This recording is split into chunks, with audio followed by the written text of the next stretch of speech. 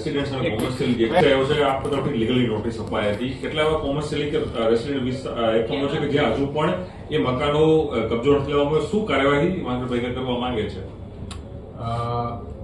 Central ઝોનની અંદર Jamalpur TP number 1 final plot number 5/3 જેનું ક્ષેત્રફળ છે 4800 ચોરસ વાર, એ કબાડી માર્કેટ તરીકે એ જગ્યા ઓળખાય છે. જે સંદર્ભે નામદાર હાઈકોર્ટની અંદર અત્યારે કેસ પેન્ડિંગ છે, કેસ ચાલુ છે, અને જેના અભ્યાસ માટે સ્થળ તપાસ કરવાની અમે સૂચના આપી હતી. જેના સૂચનાની ફળશ્રુતિએ ફોટોગ્રાફી સાથે સ્થળની તપાસ કરવામાં આવી છે એસ્ટેટ વિભાગ દ્વારા, અને કુલ ત્યાં 52 અત્યારે જે યુનિટ્સ છે, એકમો છે, એ મળી આવ્યા છે. જે પૈકીના 24 એકમો એવા છે જેની અંદર અગાઉથી વૈકલ્પિક વ્યવસ્થા પણ એમને રેસિડેન્શિયલ મકાનો હોવાના કારણે વૈકલ્પિક વ્યવસ્થા પણ આપવામાં આવી હતી, અને છતાંય ત્યાં મકાનો અત્યારે હયાત છે. આ તમામ જે રિપોર્ટ છે એને નામદાર હાઈકોર્ટ સમક્ષ મૂકી અને કાયદાકીય કાર્યવાહીને આગળ આ પ્લોટ સંદર્ભે આગળ વધારવામાં આવશે.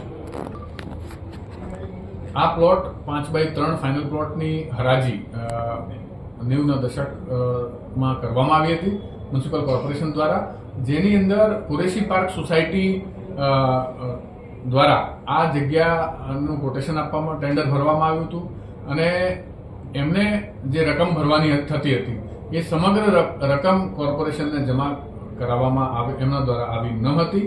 કારણ કે જગ્યામાં એમને જે કારણ દર્શાવ્યું હતું એમની અરજીની અંદર, એ કારણ છે કે જે ફાઇનલ પ્લોટ છે સમગ્ર ફાઇનલ પ્લોટ ખુલ્લો નથી.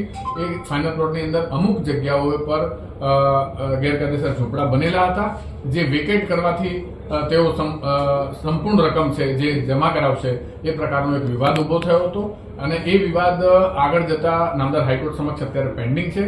જેની અંદર અત્યારે આ સ્થળ તપાસ છે એનો રિપોર્ટ મૂકીને અને કોર્પોરેશનના હિતમાં કાયદાકીય કાર્યવાહી આગળ વધારવાનો પ્રયાસ કરવામાં આવશે.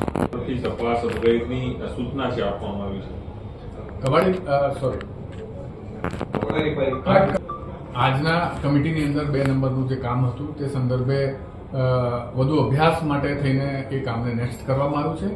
એ કામની અંદર આર્બિટ્રેશનની જે મૂળ પ્રક્રિયા હતી, જે કોઈપણ કોન્ટ્રાક્ટર સાથે વિવાદ થાય તો મ્યુનિસિપલ કોર્પોરેશન અને કોન્ટ્રાક્ટરની વચ્ચેના એ વિવાદનો અંત લાવવા માટે આપણે લવાદની એટલે કે આર્બિટ્રેટરની જે પ્રક્રિયા હતી એ પ્રક્રિયાનો છેલ્લા 5 વર્ષનો અભ્યાસ કરતા ધ્યાનમાં આવ્યું હતું કે કુલ 60 એવા વિવાદો આવ્યા હતા, જેના 60 કેસો થયા હતા, અને એ કેસોની અંદર અમારા કોર્પોરેશનના અધિકારીશ્રીઓનો સમયનો ખૂબ વ્યય થયો, આર્થિક ખર્ચ પણ થયો, પણ તેમ છતાંય એ તમામ 60 કેસોની અંદર કોર્પોરેશનને સફળતા મળી નહોતી.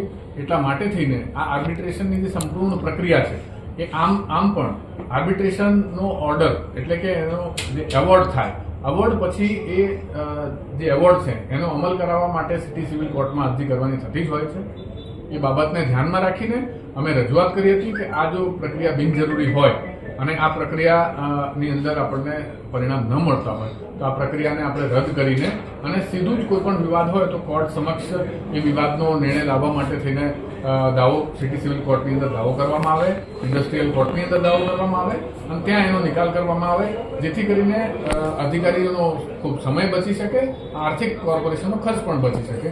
એ રજૂઆતને ધ્યાને રાખીને આર્બિટ્રેશન પ્રક્રિયા મ્યુનિસિપલ કોર્પોરેશનમાંથી રદ કરવામાં આવી છે. હવે પછીના તમામ વિવાદમાં કોર્ટમાં દાવો કરવામાં આવે છે, અને સાથે સાથે એ સમયે અમે જ્યારે આ કામ મંજૂર કર્યું હતું કમિટીમાં ત્યારે આર્બિટ્રેશન પ્રક્રિયા રદ તો કરી, પરંતુ સાથે સાથે આ જે 60 કેસો હતા એ 60 કેસોની અંદર વિજિલન્સ તપાસ કરીને એનો રિપોર્ટ પણ કમિટી સમક્ષ મૂકવો એ પ્રકારની અમે દરખાસ્ત કરી હતી, અને જેના પરિણામ સ્વરૂપે આ 2 નંબરનું કામ આજે લાવવામાં આવ્યું છે. એનો વધુ અભ્યાસ કરીને અને આવતી કમિટીની અંદર એને મુકાવશે.